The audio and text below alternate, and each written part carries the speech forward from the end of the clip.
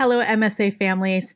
Thank you for beginning the first of three parts of our third quarterly MSA Town Hall. Reminder for those who are engaging for the first time in our town halls. We do them to engage our community across all of our MSA programs and, of course, pandemic school models. We also know communication is key in chaotic times. We also do town halls to inspire you with ongoing creative work by our students and to empower our teachers and students with extra helping hands for program related activities. And when you go to the third part, the booster meetings tonight, your teachers and boosters will tell you what's up for the spring and how you can help. I normally give some school updates at our town halls, but we're coming off of a back to school night for semester 2, so this may be familiar with you. We're communicating as well as we can through the school and the district, and you should receive school emails every Friday with those updates. Here's a little bit of information about what that means and what that looks like for MSA teachers and programs. As you know, we'll continue fully remote until we are 2 weeks out of purple. But we do have small opportunities to engage with on-campus materials pickups. Those can continue with the teachers who are doing them.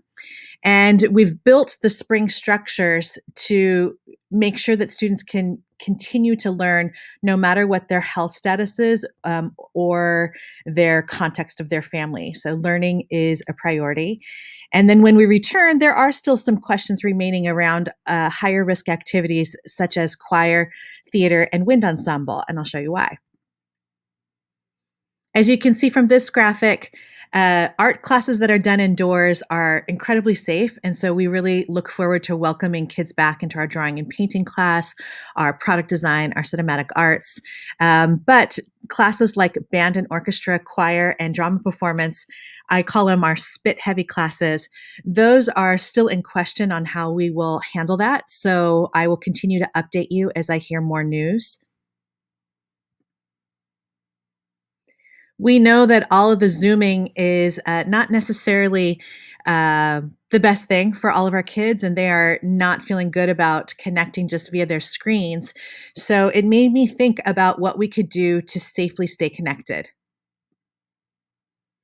How can we experience the joy and adventure of events like the field trip to Chapman College last year, which we did outdoors with students and families, and yet still maintain a sense of and connection? Let's see if this will work for me.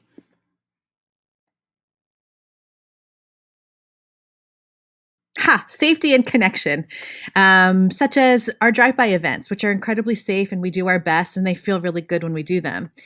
And then I also wonder to myself, how do we capture that sense of optimism and Hornet pride uh, with this beautiful campus that has so many beautiful elements that you may or may not know about because you haven't been on campus for so long and neither have your kids?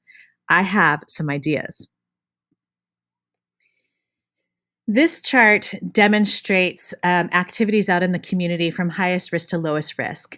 And as I continue to think about the spring and our need to feel connection to our amazing community, we know that we can't do things like large music events or concerts. We also know that getting into a theater with 450 of us, that's not going to work quite yet. And that, dinner parties, house parties, that's not quite going to work either.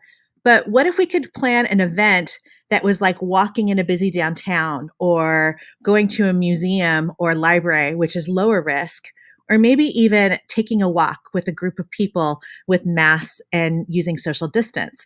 Could we figure out something like that for MSA this spring?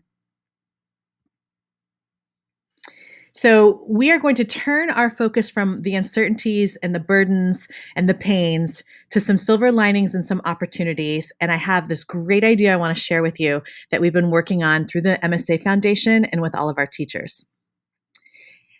This idea also kind of comes about because this is me right here at the Naval Training Center in San Diego when I was in college. And I did a lot of site-specific work. And I found that site-specific work was just so exciting. It brought out the creativity in all of us. Could we do something like that here? So the idea is, and this is not the glossy version, this is just the draft version, showcasing MSA at Novato High School, and it's about staying artsy even in a pandemic. So I'm going to introduce this idea to you families, but know that it might go through quite a journey itself and changing. So this is a community event reimagined for Showcase with the lowest risk possible, but still enjoying our amazing students and raising a little money for MSA to get us through the year. So this is my original sketch. You can see we have a date, Saturday, May 8th, and we have a concept. Again, we're looking for joy, we're looking for optimism, school pride, and safe connections. It'll feel like walking in a busy downtown, but what it'll be is smaller groups that are going around the campus to enjoy performance. So what we'll do is pair locations around the school with programs, and they will do a little bit of what you love about MSA, and it's like a walking progressive or a festival. So you'll be able to see things like our new science center, and with those big, beautiful open rolling doors, there'll be lots of air circulation. So our digital arts and video game design can show you what they've been up to all year. We'll be able to use some of our traditional seating, like the seating outside of the visual arts department. And then hopefully we'll be able to get you a sneak peek of that gorgeous performing arts center, the Center for the Arts. And, we're still working on what those exact details will be, but we're super excited about this event. Showcase planning has all these contingencies to make sure that it stays safe.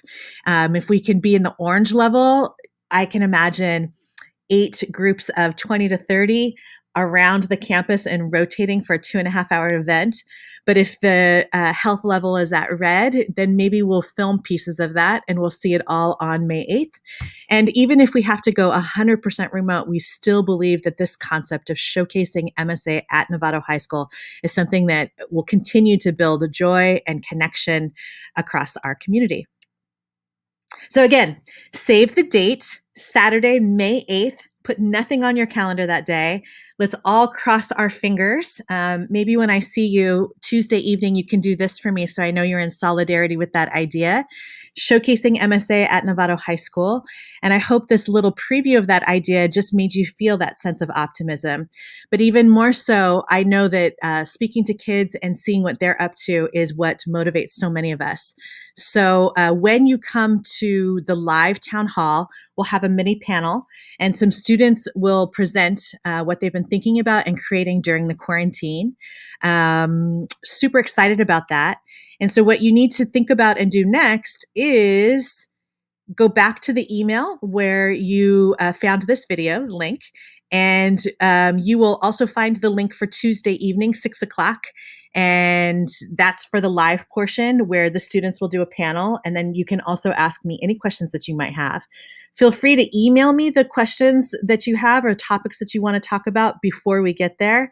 And then at 6:30, you will log off of that Zoom and into the booster Zoom for your child's programs. That link will also be in the email where you found this video recording. So I hope you have a wonderful day. I hope this felt informative and exciting for you. You know I have unconditional love for everyone in all of our communities. Thank you so much for sticking with us and for staying resilient and positive. Have a great day and see you real soon. Hello, my name is John Marshall, your Foundation Board President. Welcome and cheers to 2021, a better year for us all. I'm so excited for Showcase 2021. It'll be an event that will be remembered by all for years to come.